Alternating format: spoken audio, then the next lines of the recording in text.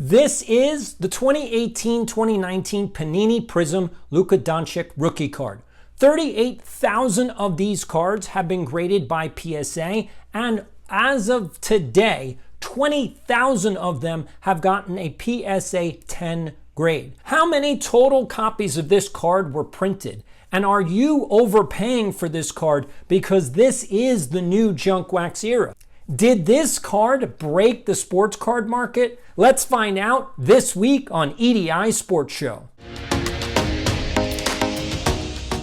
Welcome back to EDI Sports Show. I'm your host, Doc Schwartz, and this week we are talking about the Luka Doncic rookie card, which may have broken the market. Yes, there are so many of these cards printed, you're just not going to believe it. But before we get into that this week, let's do the big story, which you guys, look, I'm wearing my Mets shirt because earlier this week, the New York Mets signed Pete Alonso to a 2-year deal worth $54 million.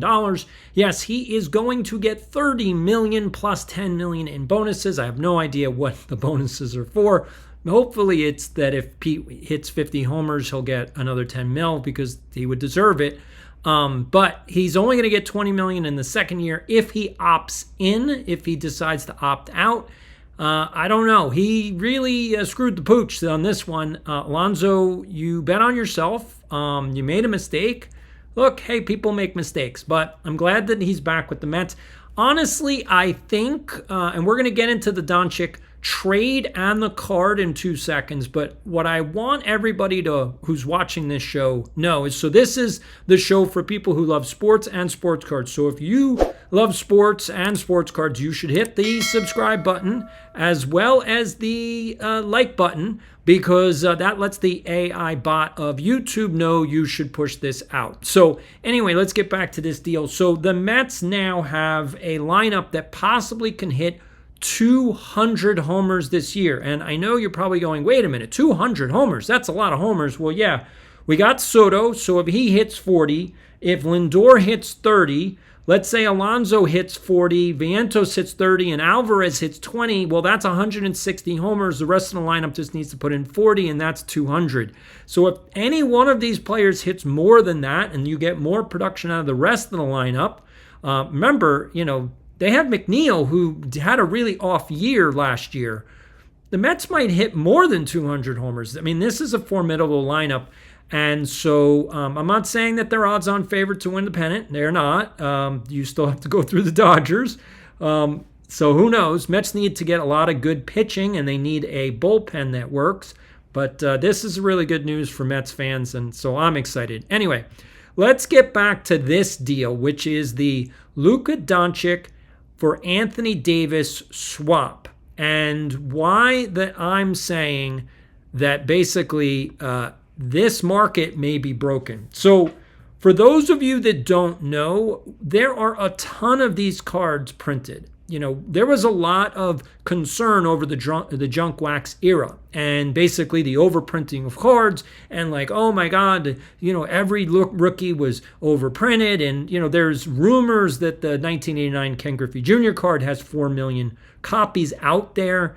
Well, this card is not rare. This card has, from what I can see, the number is 38,505 total cards of this card have been graded by PSA.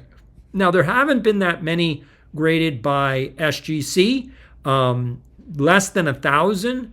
So that's, 39,000 at this point. Almost 40K of this card has been graded. And of PSA 10, there are more than 20,000 copies of this card alone.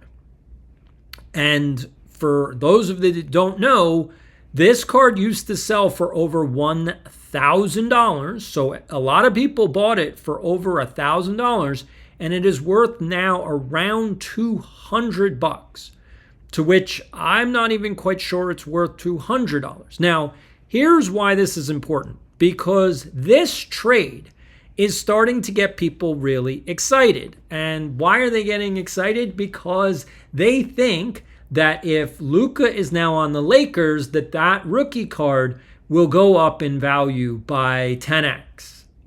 basically getting from $200 back to $1,000, which unfortunately, I don't see how that's going to happen. So the question becomes, what exactly is going on here? Is the market completely broken by this card? Because if you buy this card with the expectation that you're going to make a fortune on it, you're sorely mistaken. And not only that, but you've been taken in by the hype and by the YouTube influencer gods who seem to think that they know everything and you don't know anything. Therefore, you have to listen to them. So here's what I have to say. Hit the like button because you need to know all of this stuff. But here's my point.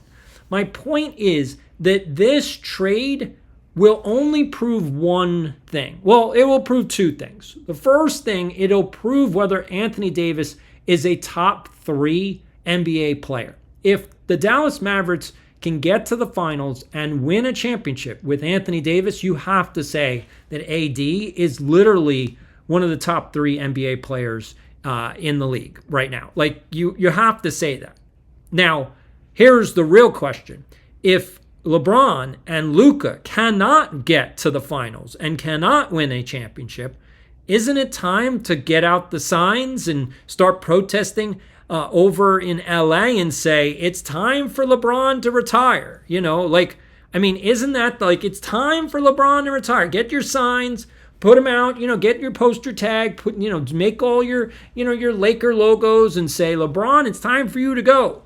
Because I think LeBron is an old man at this point. What do you think? Do you think LeBron is an old man?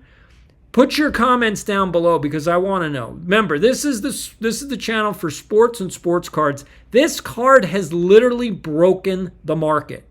There are way too many of these cards around. This card is not going to be worth $1,000. I'm sorry, it's not going to be worth $1,000. Now, here's something interesting. So one of the things that nobody is talking about is this special deal here that actually SGC is running. Okay, so they have a special deal, $12 for 70s and 80s cards, and also a $12 modern football offer. Okay, and the reason that I bring that up is because I want you to know about what I'm actually going to be doing, which is this. I'm sending in about 25 cards to SGC. Now, the modern football that I'm sending in, I'm only sending in 2 cards. And they're Justin Jefferson. Why? Because they're the only modern cards that I own that I think are worth anything. So this one is the orange disco of Justin Jefferson rookie. And then the second one is an optic hollow of Justin Jefferson. Now, I've already graded one of these and I got a 9.5 back. I have this. I bought a brand new loop to actually look at my cards. And this one really gives me granular. This one is much more magnified. This is a 60x, whereas before I only had a 15x. And so I don't think that I was really looking at the cards critically enough before, but now I can actually see them. So this one I believe is a 10. We will see, and I've got a spreadsheet. I'm going to do a whole video on it, what I'm sending them in, what I think the grade's going to be, and what it's going to come back. So I'm only sending in cards that I believe are 10s. There's a couple here on these 81s that I think are going to be a 9.5, but I'm okay because I've already done the research on what a 9.5 is worth. So let's get into the ones that I'm doing. Now, a couple of these are just for collection, and I know that I've said, there's no point in grading cards for your collection, except that at $12, I'm kind of like, you know what? I'm going to grade a couple for $12. So this one is a John Smoltz rookie card. This is a pre-rookie. This is his triple A All-Star card. I'm going to get this one graded. I believe this is going to be a 10. That's why I'm getting it graded. Now, here are a whole bunch more rookies that I think are 10s from the 80s. Okay, so we've got a Doc Gooden rookie, 85. We've got an Eric Davis rookie, 85. And we've got a Darryl Strawberry rookie, 84. Okay, I believe all 3 of those cards are 10s. Again, I've looked at them, and so that's why I'm getting them graded. Here's another one, a Brett Hull rookie, I think that one's a 10. Now I have 3 of those. I checked the other 2. I thought they would get maybe a 7 or 8. I'm not getting them graded. There's no point. There's no point. Even at $12, there's no point because a 7 or an 8 is only worth, let's say, 15 to 20 bucks. So why get it graded? There's no point. Here's another one. Now, this one is for my PC, and it's a rookie, and that's the reason why I'm getting it graded. It will be worth more than the grading, but again, it's a PC. So this is the Gary Carter 75 rookie card. I'm going to get that one graded. I'm also going to get this one, 1970 Sporting News graded. Now, just to be aware, I do have the others from the 1970s. Problem is, none of them are worth any money. Pete Rose just passed away. This is the only one I'm getting graded. That one, I believe, I don't have it on the spreadsheet. I think it's, from what I can remember, I think it's going to get maybe a 5 or a 6. So again, at that point, I think it's worth it. Here is my Thurman Munson rookie. Okay, again, I think that one should get graded. It's not going to get a 9 or a 10. I believe that one will also get a 5 or a 6. And then here are a whole bunch of junk wax era that I think are 10s, and that's why I'm going to get them graded because they will significantly be worth more.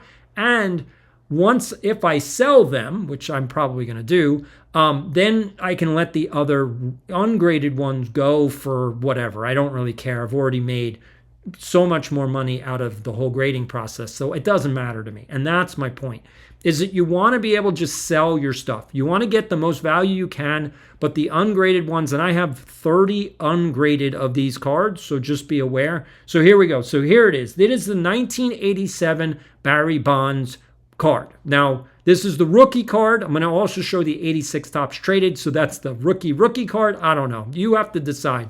But this is the 1987 Barry Bonds rookie card.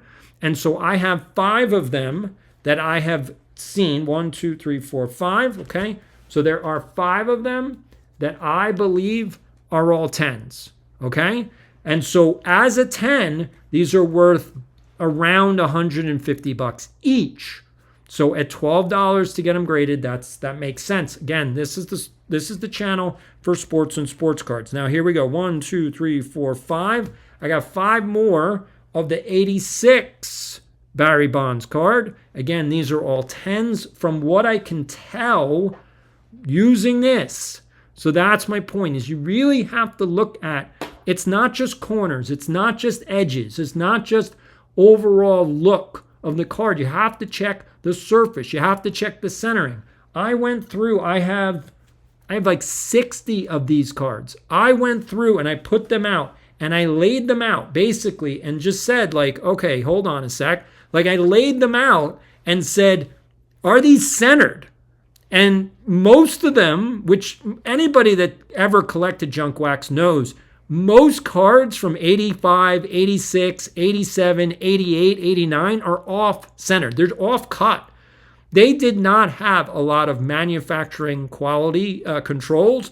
They were off-center completely. And so these are the ones that are more centered. Again, you can kind of see, like, I mean, look at the side and then look at this. Like, so that's the point. Most of them are off-center either one way or the other. And these cards are so hard to grade. Now, not only that, but because these are, again, this is the 1971 tops problem. Because of the blackness at the top, this actually cracks. And so when you look under the loop, you can actually see the fading and the cracking. So I had to check each one of them, and I saw it on a lot of them. Again, like I said, I have 60 of them ungraded. So I had to go through and, so I checked the top here. So, I checked the top. So you can see it. You can even see it through the lens, okay? And then not only that, but I checked this side, okay? So basically, you're checking the edge. You're checking the edge of the card, okay? You really want to check the edge of the card because on the edge, you're also going to see whether or not there's fraying or paper loss. These are so important to understand. So those are the 80s ones. And then I'm sending in, because of, shipping, I'm just sending in some older cards anyway. So here we go. We got a 41 play ball. Let me go to the other cam. We got a 41 play ball. Okay, that's a Carl Hubble. That's in the PC. This one's also in the PC at 59, Roberto Clemente. Also in the PC at 59, Mantle. Again, going in the PC. And my oldest, best card ever, and this is a T206 Frank Chance. All right, so that one's going in the PC. I'm going to get it graded. I recommend getting all of your older cards graded. If you have any T206s, I recommend you get them all graded. Regardless if they're commons or not, they're so old. Again, you're looking over 100 years old at this point. And so that's my point. You really want to get your older cards graded to protect them for the next 10 to 15 years. I don't know how the grading's going to, I don't know how the cases are going to hold up after 15 or 20 years. I don't know that, but I know that at least you'll protect the cards for the next 10 to 15 years. So get them graded now, and then we'll figure out what the technology is, 15 years from now. It'd probably figure it out. They'll probably be able to do something that's more archival, that will protect your cards longer and longer into the future. But honestly, these cards need some extra protection, because this is not, these holders do not help your cards at all. So get them slabbed, get them protected. It only costs, for SGC, it only costs $15. So anyway, so that's where we are. But then here's my point. In terms of this Luka card, I don't know. Do you tell me? Put it down in the comments below. Would you pay $250 for this card? Would you honestly pay $250 for this card, knowing that this card already has over 20,000 PSA 10s? You're not buying into a rare market. You're not buying into a limited space. The demand for this card is not going to go to that nth degree. It's just not. Just so everybody's aware, there's only around 4,000 PSA 10 Ken Griffey Jr. cards. That's my point, is even though there are 4 million potentially ungraded or total cards printed for the 89 Griffey rookie, there's only 4,000 PSA 10s. There are over 20,000 PSA 10s of this card. So, I want you to start thinking about that. What does that really mean? What does that mean? Should you pay $200, $250, $300 for that card? Should you do that? Should you do that? Put it in the comments. What do you think? Do you think this card is going to go to $1,000 again? Yeah, I mean, even if Luka wins a championship with the Lakers, do you honestly think that this card can go to $1,000? I do not believe so. I know that, look, I don't know, you don't know, we never know the future, but I'm just telling you, with 40 years experience, I've seen this over and over and over again. I don't believe that this card will be worth more than $250 15, 20 years from now. Therefore, if you pay more than that, you're overpaying. And not only that, but if you pay $250 today, and it's only worth $250 in 15 to 20 years, you actually lost money because of inflation. You could have just made more money in the future and then paid $250 15 years from now if you want this card. If you grew up with Luka, then you could come back in your nostalgic phase when you're in your 30s and 40s when you have kids, which is how this hobby works. That's it. That's the cycle. Now, how much are people going to come back to this hobby in 20 years? Who knows? I doubt, again, I've said this last week. I said that we have cycles. So the last time we had a boom was in 89, and then we had the obviously the pandemic boom in 2020. So those are the two booms in the hobby.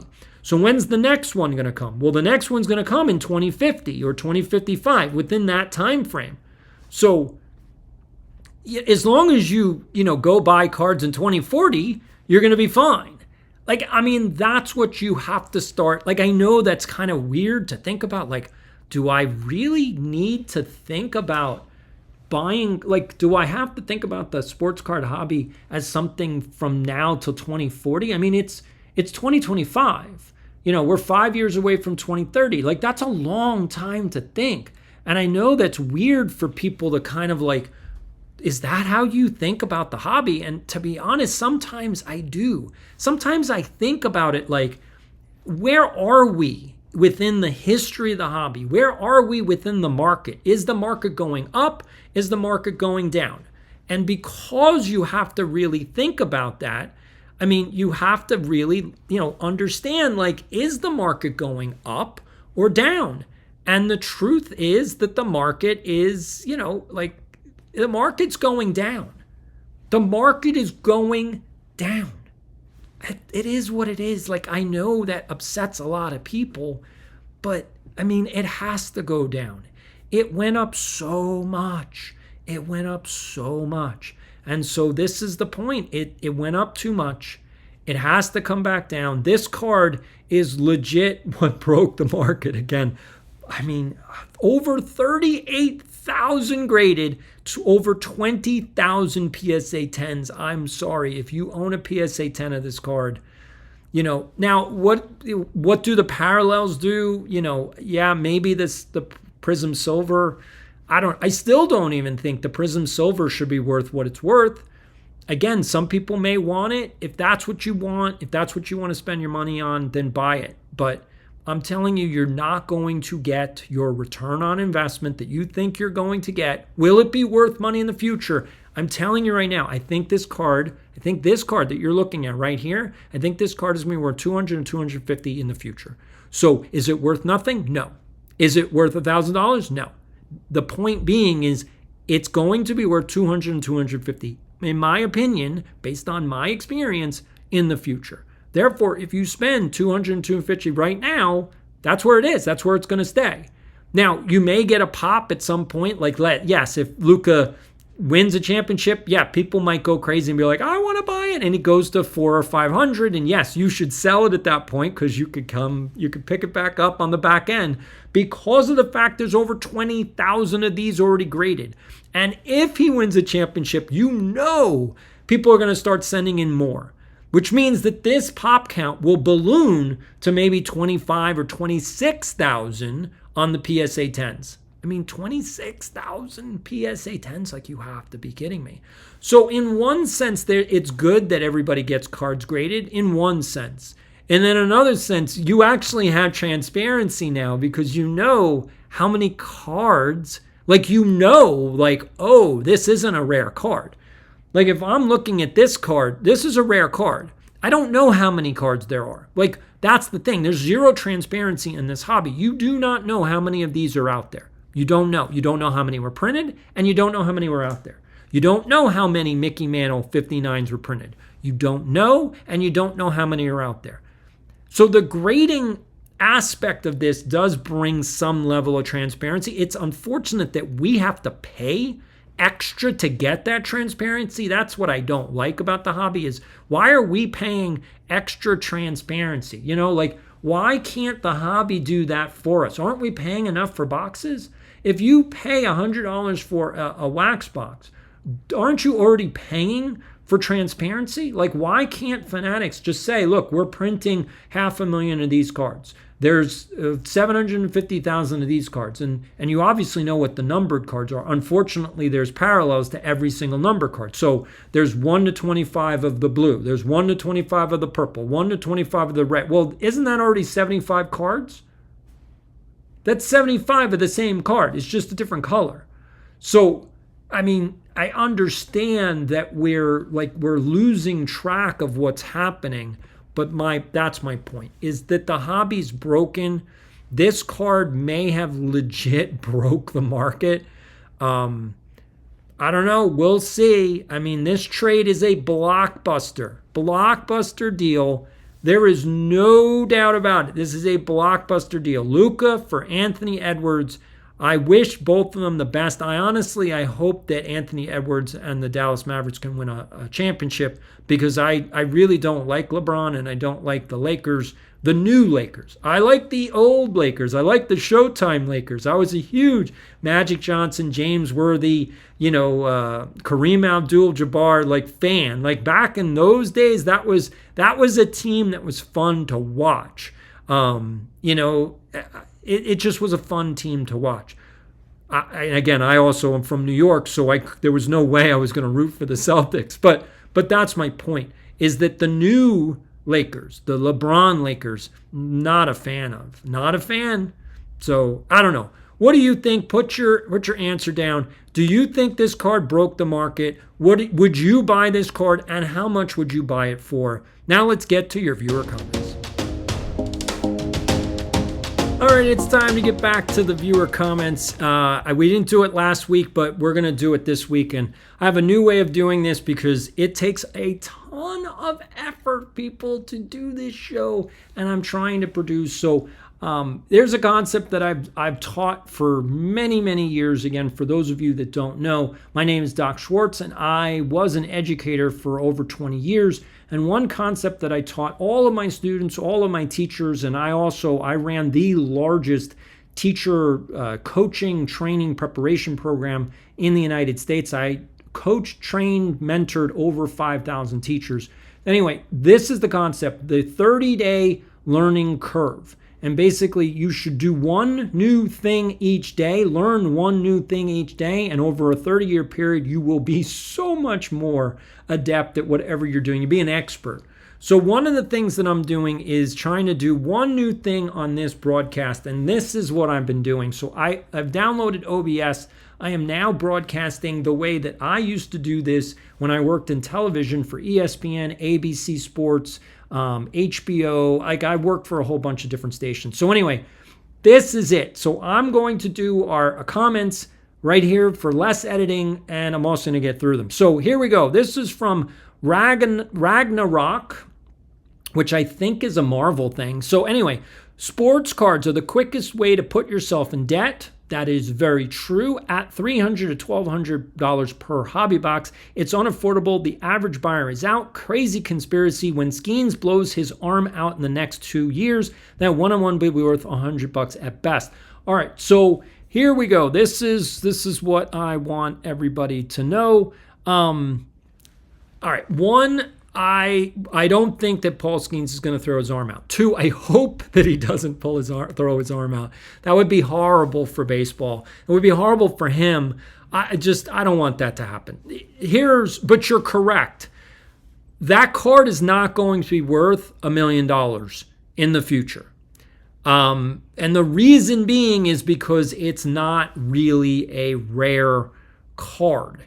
It's interesting. It is an interesting collectible. And this is the big if the MLB debut patch becomes a cultural thing, which it's not right now, it's a novelty right now. So how important are these MLB patches going to be in the future? And that's what we don't know. And I'm just going to say this, that it's whatever it's going to be in the future, it's just not going to be worth $1 million. That's artificially inflated. Again, we're living in a time period in which, people's understanding of the hobby is very low. A lot of people got into the hobby brand new. They don't have a lot of experience, and so they just see a lot of things. We're starting to see this happen in the real estate market. Real estate prices are coming down because Wall Street is starting to unload their homes, and so the comps are coming down. And this is the issue with sports cards as well. The comps are starting to come down. So when you go to sell your cards, and anybody that's got an eBay store, you need to be aware of this. Now, eBay should be able to give you, with AI, they should be able to tell you, and I think they do, how much your cards are actually worth based on the data that they have. And you're seeing that your cards are not worth what they were a year ago. In some cases, some of your cards are down 30 to 40% from a year ago. Now, some of them are not. Some of them are only down, single digits, maybe like 5% or 6% down, which, on a $100 card, it's not that much, but it means that you should not be like, if you're selling a card for $100 and it's down 6%, you now have to take 85 because you're going to take a little bit of a discount on whatever it's worth. So that ends up being a 15% discount. Even though the card's only worth 6% less, you have to take less than that, and therefore you're getting your whole margin is shaved. So that's the piece. I don't think that Paul Skeens has to throw his arm out in order for this. Again, I don't think he has to pull his arm out in order for this to be worth, basically, nothing. I guess the question is, what do you guys think? So here we go. Here's the question. What do you guys think that the 101 MLB patch Skeens card will be worth in 10 years? Do you think it's going to be worth $1 million? I don't think so. I don't have an idea as to how much it's going to be worth, but I think it's going to be worth less than $1 million. But what do you guys think? All right, let's get to the next comment. This is from Spokane Cole. Hey, I love that. Spokane Cole. Not everyone thinks it's investment. They are a good store of value. Well, actually, I'm going to say this. No, that's not accurate. They're not a good store of value because of inflation. Sports cards do not keep up with inflation. Most cards, 99% of cards, just retain their value at current prices. So, there are certain, and this is the hard part of the hobby. Like, I've been trying to put together a document or a PDF or a magazine or something, just some kind of research book, like a manual on the top 100 players in the hobby. And the reason that I'm trying to do that is to be able to help the not just the good collector, the smart collector, and the diehard collector, like anybody that's like me, we're diehard collectors. But the newbie, the brand new collector, like, how do you understand the market? How do you understand, like, which cards should you really be looking at? Like, which cards make the most sense? Which cards make the most sense? And so there are certain players that are going to retain value and appreciate. And that's just the way it is. So, like, a Roberto Clemente is going to retain value and appreciate. A Mickey Mantle is going to retain value and appreciate. But here's a player that's not going to appreciate. Carl Hubble. Carl Hubble's not going to appreciate. Yet he's a Hall of Fame pitcher. It doesn't matter. It doesn't matter. And that's the point, is certain players are going to appreciate. Is Barry Bonds going to appreciate? Well, if they let him into the Hall of Fame, then I think that he could probably appreciate. He's not going to appreciate as much as Mickey Mantle. Like, that's just not going to happen. Barry Bonds is a second class, a second tier player within the history of the game. Because of the PEDs, because of the time frame, because of the cultural, like, he ruined his reputation. And he also, nobody liked him when he played. Like, he wasn't a nice guy. So that's the problem for Barry Bonds, is that when you look 20 years out, the people that are going to be buying cards are the millennials. And the millennials know that Barry Bonds was an a-hole. They know that. Obviously, Gen Z doesn't know that, and Alpha doesn't know that, but they don't care. They're not going to buy Barry Bonds at the higher end. They're not going to. So Ken Griffey Jr. is at the higher end, but we got a problem. All of his junk wax cards are not worth anything except for the 89. So his new stuff that's got patches and autos, that's actually worth more than any one. Like, that's worth more than a 90 card. That's worth more than a 91, a 92, 93. Like, it's worth more than all of the cards in all of his actual career. Isn't that weird? Isn't that weird that the modern cards of Ken Griffey Jr. are worth more than the original cards? Just think about that. So that's my point, is that these cards, even though, you want to say that they're worth, they're a good store of value, they're not. This is not gold. This is not platinum. This is not silver. These are sports cards. They're collectibles. And there's only certain players that will appreciate in value. The rest will just sort of hold their value, which means you're losing money on inflation. All right, here we go. We got Judge 99 Sports Cards, who I like. I actually did a Zoom, that wasn't a Zoom call, an IG call. If you guys are not on my IG, please go over there. Here we go. Go add me on IG at EDI Sports Cards. You can go see this interview with Judge 99. He has a whole bunch. So anybody that wants to know, he has a whole bunch of Juan Soto cards that he wants to get rid of. He's there. He's a huge Yankee fan, obviously, Judge 99. He wants to get rid of all his Soto cards. So if you want to buy those Soto cards, go over there and go and ask him like how much you want for them. Anyway, here it is. I'd love to debate you on your conclusion that the hobby is broken. I totally disagree that you have. Oops, I'm sorry. I didn't even show it to you. Let me do it here. Here we go. I'd love to debate you on your conclusion that the hobby is broken. I totally disagree that you have to 10x your money over 30 years for something to be an investment. I don't know why you wouldn't want that. Like, I'm sorry. Like, why would you hold your money in something that's not going to 10x over 30 years? Like, think about it. 30 years, that's your whole life. So what kind of return are you looking for? I'm not saying 10x it over a 10-year period. Like, that's a lot. But over a 30-year period? I mean, again, if you just do conservative investing in the stock market, you should double your money in 7 years. That's doubling your money. So over a 30-year period, I mean, that's like you're really getting a good amount of return because you're doubling and then doubling again and then doubling it. Like you're getting 10x over 30 years. That's like you're getting more than that.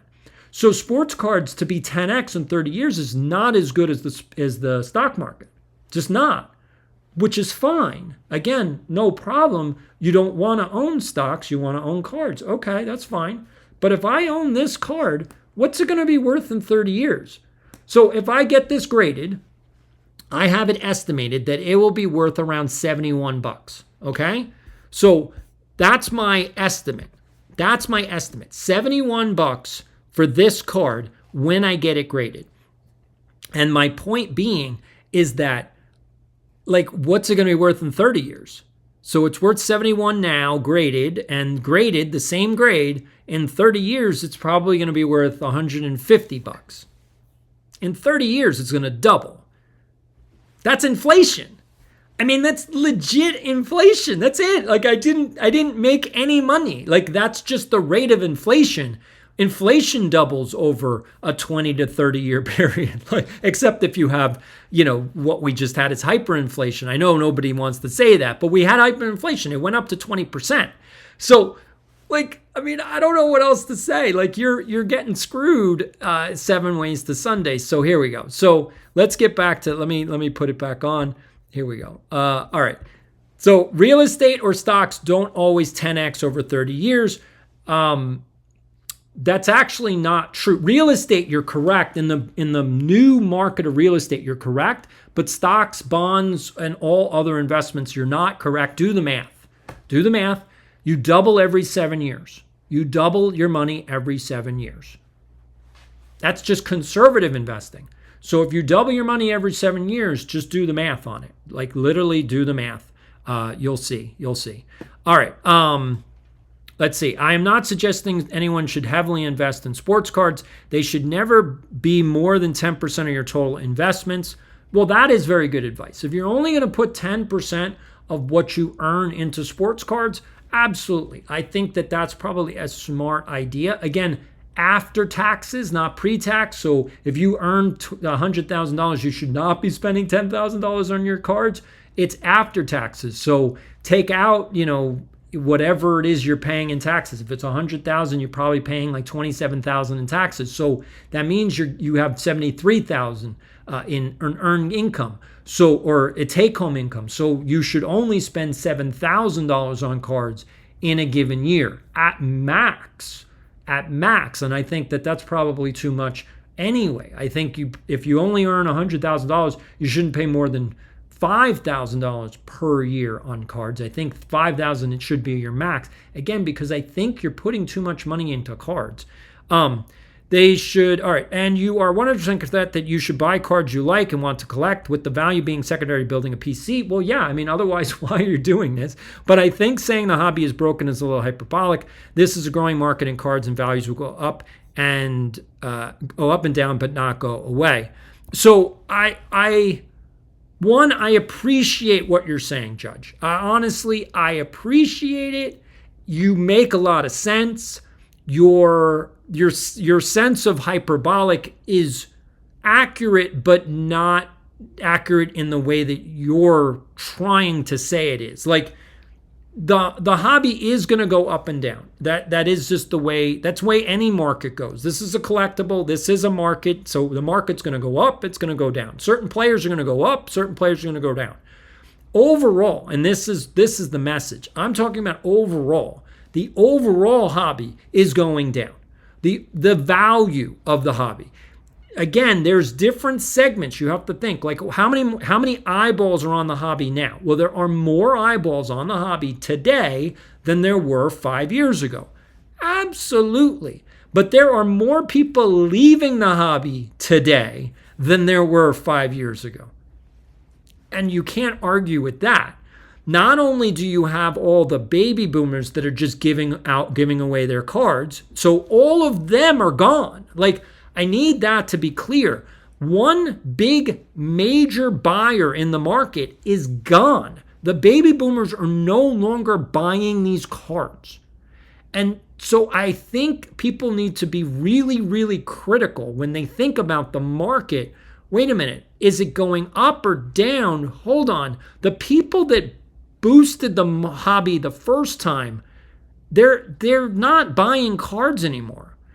They're gone. The baby boomers are no longer interested in sports cards. They are at the end. They're in the golden years. Like, they're in the golden years of their golden years. They're literally just saying, all right, and they don't want to sell them. They really have no interest in selling them. They wanted to buy them. They have no interest in selling them. So basically, they're giving them away to their family, and then their family now has to deal with it. And when I say has to deal with it, that's the point, is they don't want them.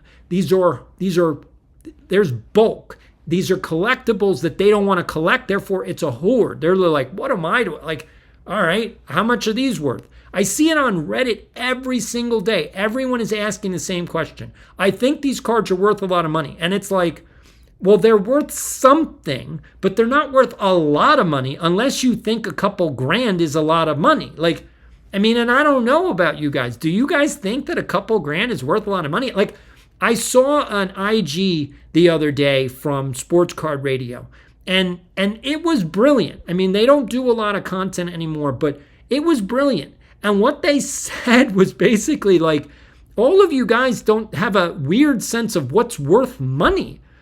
And he was flexing. I mean, I don't know. Those guys flex a lot. I'm not a flexer. I don't care. I'm not here to show off. I'm not here to brag. I'm not here to, like, that's just not who I am.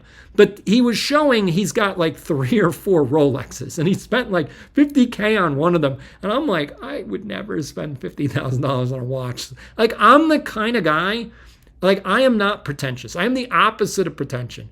So I'm not materialistic. I'm the kind of guy that would buy a watch for $50. I would buy a digital watch that looked like a vintage retro watch from the 80s, and I'd put it on, like, again, just digital. It's $50, and that's it, because a watch to me tells time. I don't need to be wearing a piece of jewelry. In fact, I don't wear any jewelry. I got no necklaces. I got no bling. I got nothing. And the reason is because I just don't wear jewelry. I don't like it. I wore a watch when I was working, when I was a principal or superintendent, because I needed to know what time it was, because I needed to be like, okay, I got to go to this class, I got to go to this class, I got to move around the building, I got to move around the district, I got to go move. So what time? Oh, I got a meeting in 30 minutes. Like, you needed to know what time it was. I don't need to know what time it is right now, so I don't wear a watch. I have no idea what time it is. I don't know what time it is now. It's just, it is what it is. Anyway, let's do one more comment and then we'll let it go for the week. So anyway, here's from Greg B. He says, love the videos. Sometimes, I keep doing it. See, I got the brand new broadcast. So here we go. I got to keep going back. Here we go. I'm going to do it now. Here we go. So you can read it with me. Love the video. Sometimes we have to sound like a downer so people understand the hobby. Maybe next video we can talk about some exciting stuff too. I learned that in order to enjoy the sports card hobby, you have to collect cards you like and not focus on the value. Honestly, that's the best message. Honestly, that's the best message right there. Greg B, you said it. That should be like a bumper sticker. Buy the cards that you like. Collect the players that you like. Follow the teams that you like. In fact, if you're just getting into the hobby, if you are brand new to this hobby, do it in that order. What are the teams that you like? And then what are the players that you like? And then look at those cards. Don't worry about whatever anybody else is saying. Don't worry about the values. Don't worry about, forget about that. First of all, I don't want you to buy anything. I just want you to do research. And that should be like the first iteration. That should be the first step into the hobby. Figure out which team you like, figure out which players you like, and then do research. That's where the whole point of making a list and basically putting a list down of all the cards you're interested in. Take screenshots. Put together a little proposal for yourself. Be like, all right, I want to buy all of these cards, and then write down the relative value that you can then research. You can go to 130 Point, you can go to SportsCard Pro, you can go to eBay, you can get any one of these apps. I don't use it, but it seems to me I would recommend Card Ladder. That one seems to be the most useful, but there are others out there. You should know what the cards are worth so that you don't overpay for the cards. But whatever you pay today, just be aware that that price is probably going to be what it's worth 5 and 10 years from now. So if I pay, again, $71 for this card after I get it graded, it's going to be worth about $100 in 10 years. So I'm not saving that much money. In fact, I'm not saving any money because in 10 years, $100 is only worth $70, which is why I'm saying it's just retaining value. So that's different than appreciating, which is a store of value. And that's the difference between what Judge 99 was saying and what I'm saying. This is not a store of value. This is worse than cash. This is worse than cash. Your dollar is being stolen, being taxed by the Federal Reserve, who is printing money. Every year that you have inflation over 2%, they are taking your money away from you right from your pocket because your dollar is not worth anymore. So this card is worse than cash because with this card, I could do more with cash than I can with this card. And that's what you need to understand. It's a collectible, so only buy what you like and want to collect. Don't make a hoard. Don't be like me. I had 8 million cards. Don't be a hoarder. So buy what you like. Get rid of what you don't like. Don't overbuy. Don't overspend. Don't collect mounds and mounds of cards. Don't get 100,000 cards and go, oh, now I have a collection that's worth $15,000, $20,000, $30,000. No, you don't. I see all of these things. Maybe I'll do that next week. Let me know if you want me to start looking at eBay, all of these sports card collections, and tell you because now that I'm doing OBS with this, I could probably do that. So let me know if you want me to do that. Anyway, that's all for this week. I'm going to sign off. So this is Doc saying, have a great weekend.